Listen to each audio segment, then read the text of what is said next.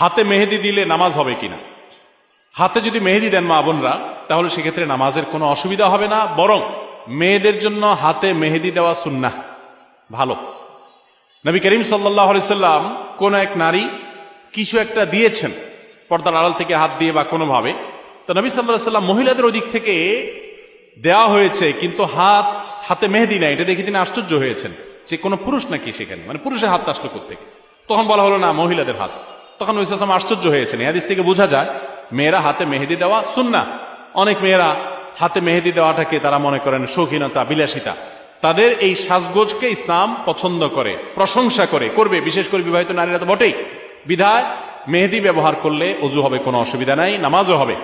এমনকি আর্টিফিশিয়াল মেহেদি যেগুলো বাজারে পাওয়া যায়, টিউব মেহেদি বলা হয়, এগুলো দিলেও অজু হবে।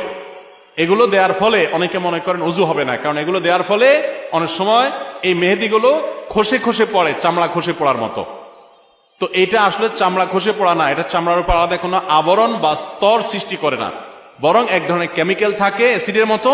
এটার কারণে চামড়ার উপরে সূক্ষ্ম লেয়ারটা, যেখানে বেশি মেডিসিন পড়ে সেখানে একটু খসে পড়ে। এর কারণে আলাদা লেয়ার যেহেতু হয় না, অতএব এগুলো দিলে অজু হবে, নামাজও হবে। মেহেদি ব্যবহার করতে পারেন, কোনো অসুবিধা নেই। এবং মেহেদি চুলেও ব্যবহার করা যায়, পায়ে চাইলে পায়েও মেহেদি ব্যবহার করা যায়। অনেকে বলে না, যেই মেহেদি দাড়িতে চুলে ব্যবহার করা হয়েছে, নবী সাল্লাল্লাহু আলাইহি সাল্লামের সুন্নাহ যেটি আপনার দাড়ি চুলকে সাদা হয়ে গেলে সেটাকে অন্য কালারে, মেহেদির কালার ইত্যাদিতে পরিবর্তন করার নির্দেশ তিনি করেছেন, তাহলে সেটা কিভাবে আমরা পায়ে দিতে পারি? অনেকে বলেন এটা একেবারে অযৌক্তিক কথা এবং শরীয়ত কোথাও এটা নিষেধ করে না যে পায়ে মেহেদি দেওয়া যাবে না, পায়েও মেহেদি দিতে পারেন। এবং যারা মনে করেন যে দাড়িতে চুলে ব্যবহার করে যে জিনিস, সেই জিনিস পায়ে দেওয়া যায় না, তো তেলও তো দাড়িতে চুলে মানুষ ব্যবহার করে, তো তেল পায়ে দেন কিভাবে? তো এটা যেরকম পারেন মেহেদিও একইভাবে দিতে পারবেন। আবার পুরুষরা অনেকে মেহেদি পরেন, ইসলাম শরীয়ত দৃষ্টিকোণ থেকে এটা অনুচিত কাজ, অনুত্তম কাজ, এটা ভালো কাজ না। এটা মেয়েদের জন্য আল্লাহ তাআলা রেখেছেন, তারা সাজগোজ গ্রহণ করবে। দেখেন কিছু জিনিস আছে মেয়েদের জন্য স্পেশাল, এগুলো ছেলেরা টানাটানি করতে যাবে না। ছেলে মানুষ, আপনি মেহেদি হাতে দিতে যাবেন না।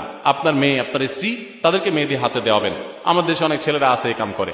এখন কিয়ামত যত নিকটবর্তী হচ্ছে, ছেলেদেরটা মেয়েরা, মেয়েদেরটা ছেলেরা ধারণ করা শুরু করেছে। ছেলেদের জন্য, মেয়েদের জন্য নির্দেশ করা হয়েছে তারা ওড়না পরবে। এখন আজকাল বাজারে যে সমস্ত পাওয়া যায় মেয়েদের, অনেক জামার সাথে ওড়না পাওয়া যায় না, ওড়না মেয়েরা পড়তে চায় না, বরং পাঞ্জাবির সাথে এখন ছেলেদের একটা ওড়না দেওয়া হয়, আছে না নাই? তো এগুলো কিয়ামতের লক্ষণ।